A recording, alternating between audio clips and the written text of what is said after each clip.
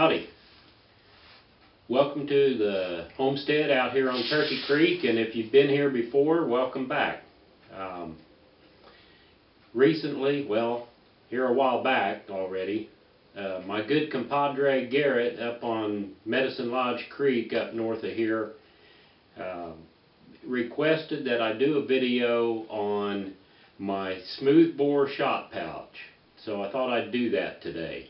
Now, if you're not familiar with Garrett and his brothers Caleb and Ethan up at the 11 Bang Bang channel, you really need to tune into those guys, because they put out a lot of good videos on historical firearms, and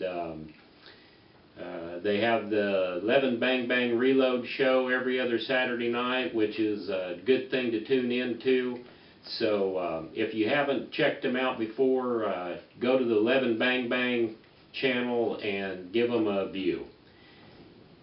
So, having said all that, let me get my Smoothbore shooting pouch out here and I'll show you what it's about.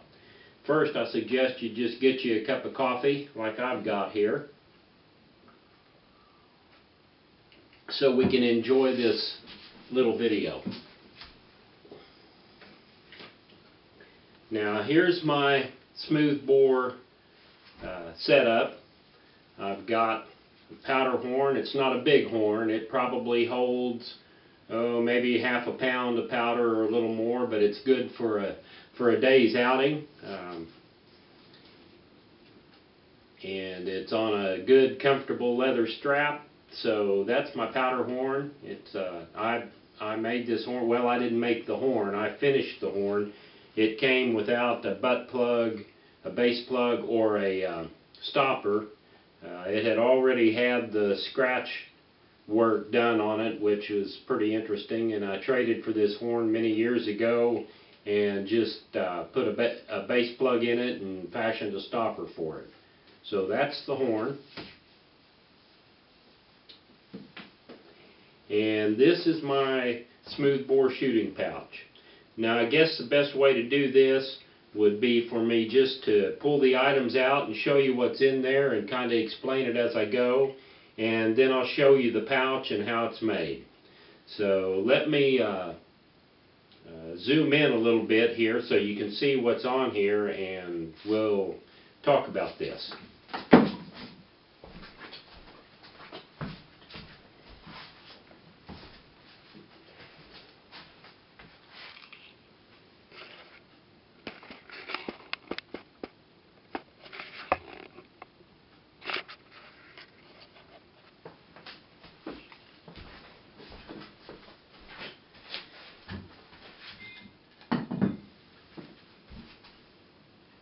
This is the way I've got my pouch set up. Yours may be different. Everybody has their own preferences, and this is just the way I do it. So the first thing I'm going to pull out here is what's on this leather thong, and this is just my habit. This is the way I carry my powder measure.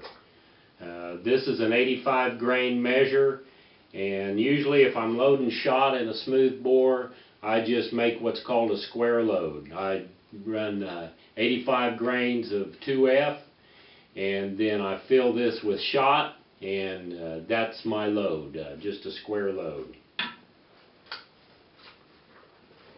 I've also got a little patch knife. It's my habit to carry a knife in or on my pouch somewhere, a small knife, in addition to my belt knife that I carry on my belt. Got a vent pick. That's a spare one. I've also got another vent pick here that I keep tied to my strap, and then I just carry it in my pouch. To me, a vent pick is one of the most important accoutrements that you can have for any flintlock rifle. I like to pick my vent after loading every time I shoot, every time I load. So that's my main vent pick right there. Now here I've got 3 brass tubes. These were given to me many years ago by my good pard up in Wyoming, Gary Cut Fingers Peterson, and they're just simple homemade brass tubes with stoppers on each end. Got artificial sinew wrapped around the top stopper so that you can get it open. It's pretty tight there.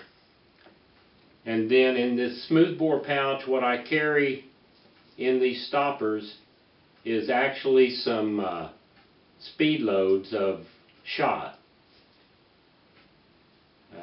I do have and I don't have it with me right now, but I carry a shot pouch. I would carry that either in my hunting shirt or in a haversack, which carries a lot of shot to it. But I've got 3 pre-measured by this, 3 speed loads of shot. In here I've got round balls. These are 610 caliber round balls for loading without patches. I haven't got a bag mold yet for a 600 or a 590, and I'm going to experiment with those sizes before I invest in the mold. But I want to shoot some patched balls in here, and I'm going to need that size. I've got a little flint knapping hammer which has a turn screw on the end, and you always need a turn screw for something on your flintlock, either removing the lock or what have you. Got a little pouch that contains spare flints. A lot of people carry a flint wallet, and that's a good way to carry spare flints and the small tools that go with your flintlock. That's pretty much what's in the main pouch. I'm not in the habit of carrying things, superfluous items that don't pertain to the actual feeding and care of the gun. Now this pouch has, and you can see on the back here the stitching, it has 2 smaller pouches on the back of the pouch, and these are the items that I carry. Now I try to stay traditional in my loading and shooting as much as possible. A lot of the time for wadding I'll use tow or wasp nest, long tree moss, things of that nature. You can use green leaves. I hesitate to use dry leaves, but they can be used, but they're going to burn pretty heavily. So I carry, a lot of the time I'll just carry some brown squares of brown paper, which I just wad up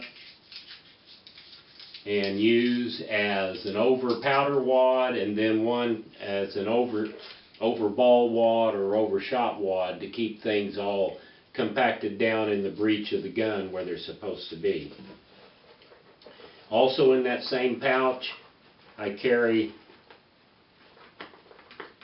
several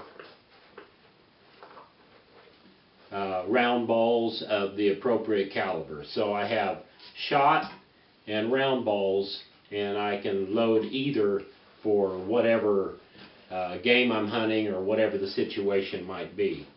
Now in the rear pouch I always carry, one thing I carry are a few feathers, and a lot of this stuff runs across the board on whatever pouch I'm carrying for whatever gun I'm carrying. But the feathers I use as a touch hole plug if the gun is loaded.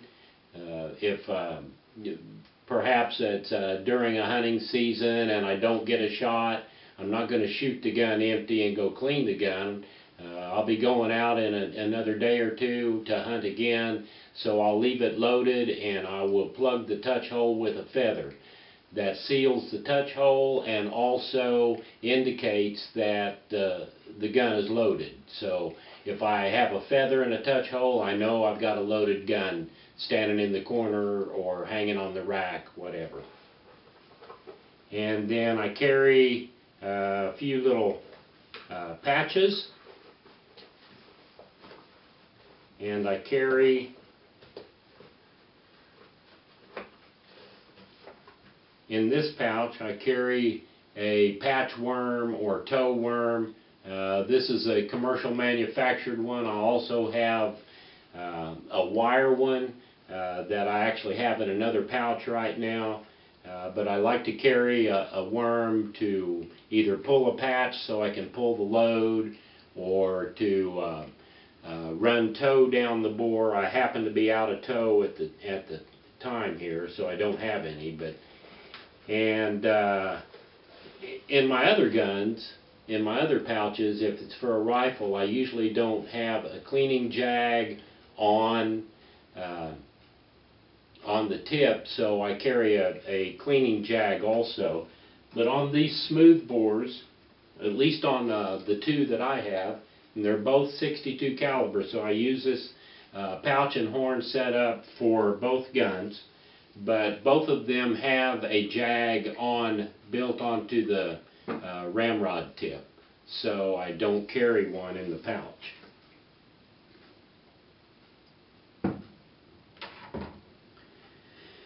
And that's pretty much everything in my pouch. Anything else that I'm going to carry, I always carry my fire makings on my belt so that they're with me whatever happens. If I fall in the creek or lose my pouch or whatever, I've still got my fire makings and I've got a knife. Those things go in my belt. Anything else I'm going to carry in either a haversack or maybe stuffed in my hunting shirt, my wraparound hunting frock, whatever, that'll be belted. That's always a place to carry different items, maybe some food, or like I said, the bigger pouch of shot to reload with, different things like that. Now, as for the pouch itself, I made this several years ago. This is just an oil tan leather. It's about maybe 7 inches by 7 inches, 7.5 by 7.5, something like that. It does have the two pouches inside. I don't know if you can see that or not, but there's actually two small pouches sewn on the back of the pouch. The flap, I wanted to put a design on there, so I cut across into the flap, and then I had some commercial tan elk skin, which is a gold color, and I put that smooth side out and sewed that to the flap, and then I sewed a flap backing of pillow ticking, which happens to be the same type of material that I use for round ball patching. So there's that. And then if I were to make this pouch today, I would probably edge this with leather, and maybe this too as well. And probably on pouches that I make in the future, I will do that a lot. So that's basically the pouch and the flap. It's got a strap with a hand-forged buckle.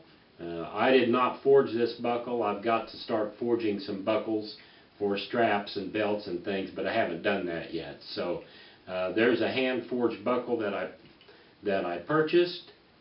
This been my habit for years to buckle the strap on the front. A lot of people, and either way is traditional. They'll put the buckle on the back so that it doesn't get in the way of things. They can carry various items on the strap itself, which I personally don't care to do. I've carried things that way where I had the flap or the strap. I had a patch knife sewn to it. I've carried patch knives sewn to the back of the pouches. Mostly I just like a clean pouch or a clean strap where I can walk through the woods and not have things tangling up. There again, I do have the one thing tied to the strap, and that's the vent peg, because it's a sharp item, small item, and I need that handy every time I load the gun. So pretty much that is the contents of my smoothbore shooting pouch. The construction, the way I made the design in the flap, again I just cut that out and sewed the gold commercial tan elk hide to the back of it, and then sewed the cloth lining to the flap. So I hope you enjoyed this video. I do have some videos lined up that I do have to video and edit, so hopefully I won't be so long in posting another video after I post this one. That's about it from Turkey Creek, and as always, keep your flint sharp, your priming dry, and stay free.